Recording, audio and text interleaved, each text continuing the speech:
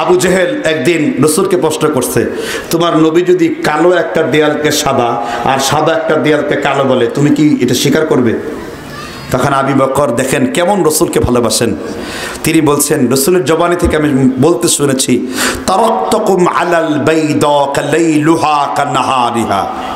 রসুল একদিন আমাদের পরামর্শ দিয়ে বললেন, আল্লাহ তাআলা ইসলামকে ডিমের মতন উজ্জ্বল করেছেন।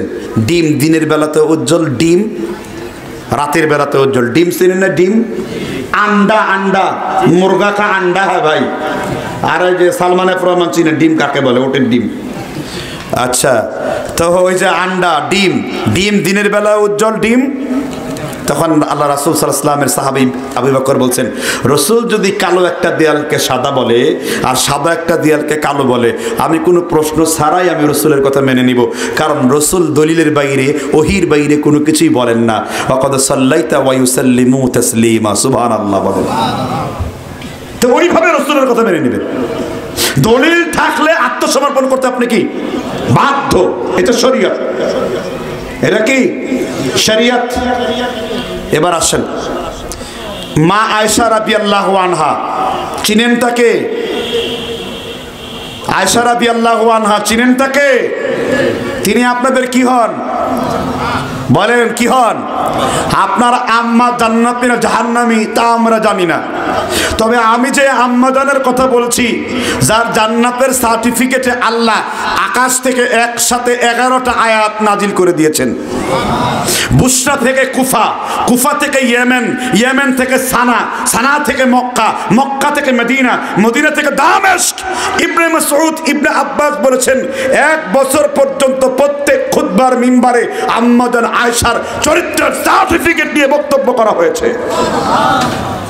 অন্য কোনো স্ত্রী থাকলে জিব্রাইল আসে নাই, এক ল্যাপের নিচে বসে আছেন, শুয়ে আছেন রাসূলুল্লাহ সাল্লাল্লাহু আলাইহি ওয়াসাল্লাম। শীতকালে রাসূলের একটা হারিয়ে দেওয়া সুন্নত নেবেন কিনা? মুসান্নাফ ইবনে আবি শায়বায় আছে 3018 নম্বর হাদিস। ইবনে ওমর বলেছেন, আমি শীতের রাত্রিতে গোসল করলে এরপরে যে তার স্ত্রীকে জড়িয়ে ধরে তার থেকে গরম ভাপ নিতেন, এটা রাসূলুল্লাহ সাহাবীর সুন্নত। এগুলো তো আপনারা শিখেন নাই, শিখবেন কিভাবে? নায়িকাদের দেখে দেখে আর হস্তমৈথুন করতে করতে আর কে মোবাইলের পর্ন দেখতে দেখতে একেবারে চোখ গাড়ায় গেছে, চরিত্র একেবারে শেষ। স্ত্রীদের তো মহব্বত করার কোনো খবর নাই। সুবহানাল্লাহ বলেন। দেখলেন তো, ইলম থাকলে, জ্ঞান থাকলে আপনি অনেক জ্ঞান আহরণ করতে পারবেন। এটা রাসূলের হারিয়ে যাওয়া কি সুন্নত। ইবনে আব্বাস বলেন, এটাই ছিল কুরাইশ তথা আহলুল আরবদের বৈশিষ্ট্য। সুবহানাল্লাহ বলেন। আহলুল আরবরা ব্যভিচার করে না আপনার মতো, খালি সমালোচনা করে, 4টা করে বিয়ে করে। 4টে করে বিয়ে তো শরীয়তের বিধান। জেনা তো করে না, জেনা তো করে না, জেনা করে। আল্লাহ তাআলা বুঝবার তৌফিক দান করুন। তাহলে দ্বিতীয় পয়েন্ট ছিলাম আম্মা জান আয়েশা রাদিয়াল্লাহু আনহা। কয়টা আয়াত তার ফজিলতে? জোরে বলেন, কয়টা আয়াত? রসুলের পরে এই উম্মতের সর্বশ্রেষ্ঠ জ্ঞানী ব্যক্তি কে? খাদিজাও তার মর্যাদা যেতে পারে না। খাদিজাও তার কি বয়সের দিক থেকে, দানের দিক থেকে তিনি অবশ্যই আয়েশার থেকে শ্রেষ্ঠ, কিন্তু জ্ঞান এবং ইলমের দিক থেকে আয়েশা আল্লাহর রাসূলের পরে সব সাহাবীর উপরে। দলিল, দলিল ছাড়া কথা মানবেন আপনি? খুলুন সিয়ার ও আলামিন নুবালা, ইমাম জাহাবি 8ম খণ্ড 112 পৃষ্ঠা, তাহকিক করেছেন সোহাইব আন-নাউত আল মিশরি। আর এই যে কিতাবের নাম বলছে, এগুলো উসুলে হাদিসের কিতাব। কথা কি বুঝতে পারছেন কিনা? আম্মা জান আয়েশার প্রধান ছাত্রের নাম কি? মা আয়েশার প্রধান খাদেমের ছাত্রের নাম কি বলেন তো? 1 নাম্বার ওমরের বড় পুত্র, কি নাম? আব্দুল্লাহ ইবনে ওমর। বাকপুলের মধ্যে দিন নিয়ে ঝগড়া, 2 মাসালায়। রুকু থেকে উঠে ওমর ইবনুল খাত্তাব আবার পুনরায় বুকে হাত বাঁধতেন, আব্দুল্লাহ ইবনে ওমর বাঁধতেন না। ইবনে ওমর বড় আলেম না ওমর বড় আলেম? ইবনে ওমর বড় আলেম না ওমর বড় আলেম? জোরে বলেন, ওমর বড় আলেম না ইবনে ওমর বড় আলেম? এই জন্যই সাধারণ মানুষ আর আলেমদের উত্তর ভিন্ন হবে। নিশ্চয়ই ওমর মর্যাদায় বড়, খেলাফতের দিক থেকে বড়, কিন্তু ইলমের দিক থেকে ইবনে ওমর ওমর থেকে অনেক বড়। এই জন্যই ওমরের হাদিস 48টা আর ইবনে ওমরের হাদিস 4000-এর বেশি। সুবহানাল্লাহ বলেন।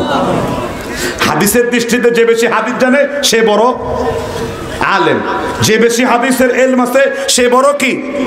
বিন বাজ বড় আলেম, উসাইমিন বড় আলেম, তাদের দুইজনের চাইতে বড় আলেম আল্লামা নাসিরউদ্দিন আলবানী রাহিমাহুল্লাহ। সুবহানাল্লাহ বলেন। আচ্ছা, এগুলোর নাম আপনারা শুনেন নাই তো?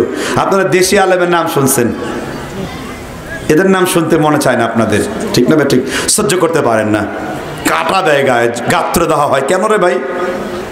আল্লামা দেলাওয়ার হোসেন সাঈদী চিরটা জীবন নাসিরউদ্দিন আলবানীর যখন এই জাতি কেউ চিনে না, তিনি প্রকাশ্যে ওয়াজ করতেন রাসূলুল্লাহর সালাত, এই বইটি পড়বেন, ঠিক না? ঠিক।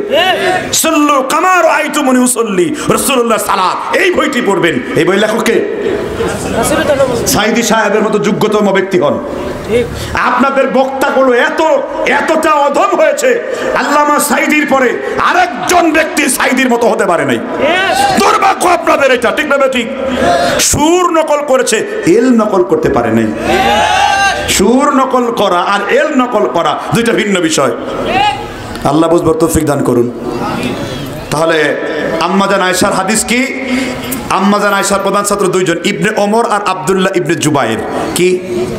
ইবনে ওমর প্রশ্ন করেছেন, মা রাআইতু মিনহুমা তাযকুরুন, তোমরা আমাকে আম্মাজান আয়েশা সম্পর্কে জিজ্ঞাসা করেছো, মুলাযিমাল লিসুন্নতি মুতাহাররিয়াল লিল খায়রি। আপনাদের খুব বিরক্ত লাগছে ওয়াজ শুনতে? আপনার কষ্ট হচ্ছে? আমি একটা শেষ কষ্ট দিব, শুনবেন কিনা? এখানে আমাদের ভলান্টিয়াররা যাবে, গেছেন? আচ্ছা, আমাদের ভলান্টিয়াররা যাবে। যেহেতু এটা দিনের বেলার মাহফিল, শুধু আল্লাহর দিনের জন্য করা হয়েছে, যার যতটুকু সামর্থ্য আছে আপনারা ভাইদেরকে দিবেন, বাকি আলোচনাগুলো চলতে থাকবে। আপনারা প্রথম থেকে শেষ পর্যন্ত শুনবেন তো ইনশাআল্লাহ। তাফসীরের শেষ আয়াত থেকে আমরা শেষ করে দেব ইনশাআল্লাহ। প্রশ্নের উত্তর থাকবে তো? জি। কি উত্তর থাকবে? প্রশ্নের উত্তর। আচ্ছা, ঠিক আছে। এবার একটা কথা বলি, আম্মাজান আয়েশা তিনি কোরআন বুঝতেন কি বুঝতেন না? কোরআনের প্রতি তার মহাব্বত বেশি ছিল না কম ছিল? এই যে যারা বিদআত করেন, আম্মাজান আয়েশা আয়াত পড়তেছেন, ইন্নাল্লাযিনা ফাররাকু দীনাহুম ওয়া কানু শিয়া। রাসূল এই যে বলা হলো ধর্মের মধ্যে, যারা ধর্মের মধ্যে দল তৈরি করবে তাদের সাথে আপনার কোনো সম্পর্ক নাই। আল্লাহর রাসূল বলেন, আয়েশা এই আয়াতটি হলো হুম আসহাবুল বিদআই, যারা বিদআতি কাজকর্ম করে তাদের জন্য। আর বিদআত করলে নিকৃষ্ট জাহান্নামে যাবে সে। বিদআত করলে কোন জাহান্নামে যাবে? প্রত্যেকদিন খুতবায় পড়ছেন, কুল্লু বিদআতিন দলালা। কি বললো এটা? কুল্লু বিদআতিন দলালা। কি হবে? জলালা না, গায়রুল মাগযুবি আলাইহিম ওয়ালা যাল্লিন। এসব তেলাওয়াতের খবর দেন, এসব তেলাওয়াতের কি দেন? গায়রুল মাগযুবি আলাইহিম ওয়ালা যাল্লিন, এসব তেলাওয়াত চলবে না, এলাও না। কোরআনকে তাসহিহ করে পড়তে হবে, গায়রুল মাগযুবি আলাইহিম ওয়ালা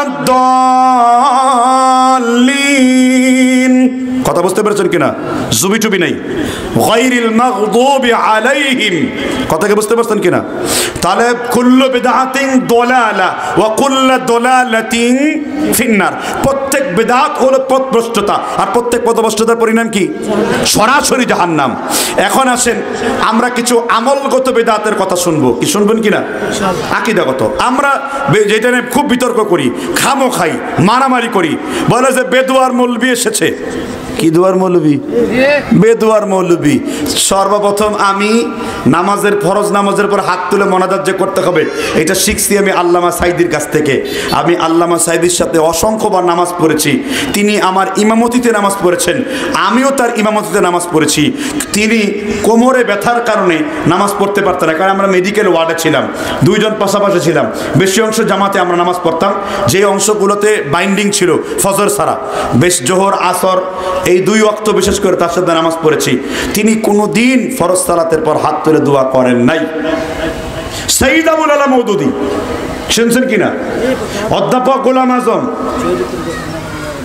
মজবুত ইমান, গোলাম আজমের অসংখ্য বই রয়েছে। আর একটু পরিচয় দেই, আব্দুল্লাহ আল কাফি আল কুরাইশি ছিলেন অধ্যাপক গোলাম আজমের আপন ভাগিনা। জানেন এগুলা? তা তো জানেন না আপনি। আব্দুল্লাহ আল কাফি আল কুরাইশি ছিল গোলাম আজমের ভাগিনা, গোলাম আজম সাহেবের ভাইরা। এই তো 4 দিন আগে আমাকে আমান আজমি সাহেব টেলিফোনে একটা মাসআলা তাহকিক করলেন। মাসআলাটা ছিল কি বলে নেই, সেটা যে কোনো স্বামী যদি নিরুদ্দেশ থাকে, তার স্ত্রী যদি বিয়ে করে, এখন সেই স্ত্রীকে ফিরিয়ে আনতে পারবো কিনা? আপনারা কি জানেন? তিনাকে যে গুম করে 14 বছর বন্দি করে রাখা হয়েছিল, জানেন তো এটা আপনারা? হ্যাঁ। তারপর তার স্ত্রী, সে বেঁচে আছে না মারা গেছে জানতো না, তার স্ত্রী অন্যত্র বিয়ে হয়েছে, কি বিয়ে হয় নাই? এখন শরীয়তের বিধান কি হবে? শরীয়তের বিধানটা কত চমৎকার। ওই স্ত্রী যদি এখন বর্তমান স্বামীকে তালাক দেয় তাহলে স্ত্রীর জন্য নাজায়েজ না, তার জন্য এই স্বামীর ঘর করা বৈধ রয়েছে, তার জন্য পূর্বেকার স্বামীকে এই স্বামীকে তালাক দিয়ে তার ঘর করতে পারবে। শরীয়ত এটা তাকে অন্যায় বলে সাব্যস্ত করবে না। বলেন আলহামদুলিল্লাহ।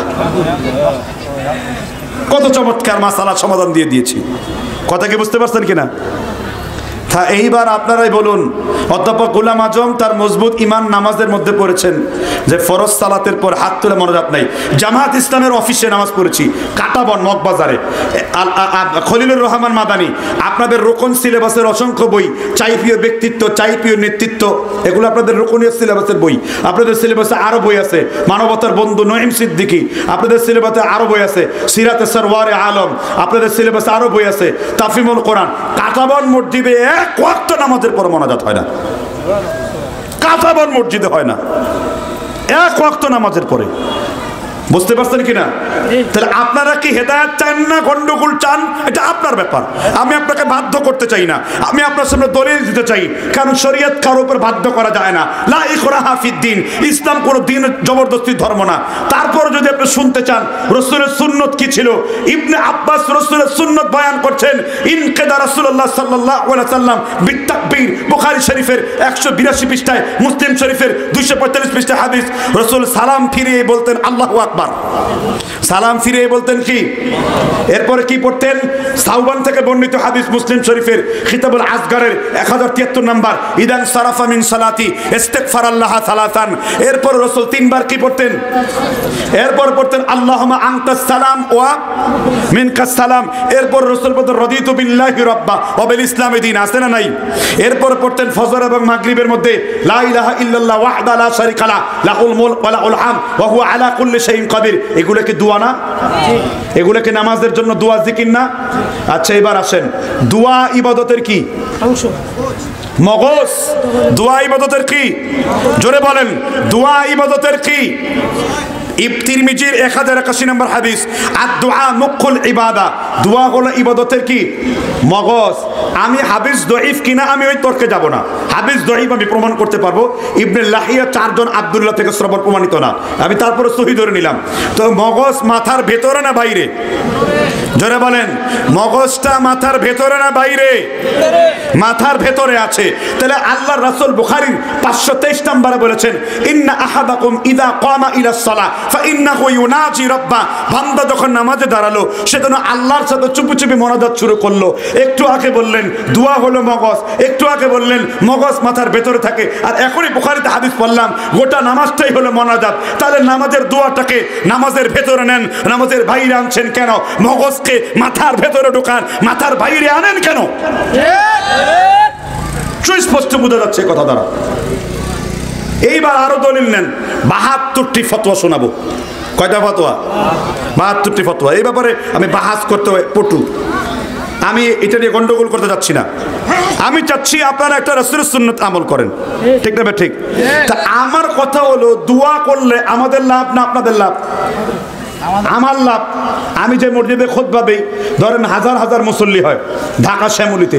এখন আমি যদি বলি একজন, আমি ধরেন পার্টেক্স গ্রুপের মালিকের কথা বললাম, মাহবুব পার্টেক্স গ্রুপের মালিককে তুমি আরো 2টা সুন্দরী বউ দান করো, আরো 3টা ফুটফুটে ছেলে দাও, এতে আমার পকেটে হাদিয়া বাড়বে না কমবে? তা আমি সেটা দেখ করলাম কি জন্য? আল্লাহ সন্তুষ্টির জন্য, ঠিক না? ঠিক জুড়ে বলেন। এটা বলে আপনাকে কি লাভ? আল্লাহ সন্তুষ্টির জন্য। আমি যদি কোনো দলের দাওয়াত দিতাম তাহলে বলতেন আমি অমুক দলের জন্য দাওয়াত দিচ্ছি। আমি আপনাকে রাসূলের একটা সুন্নাতের প্রতি আহ্বান জানাচ্ছি, বাধ্য করছি না।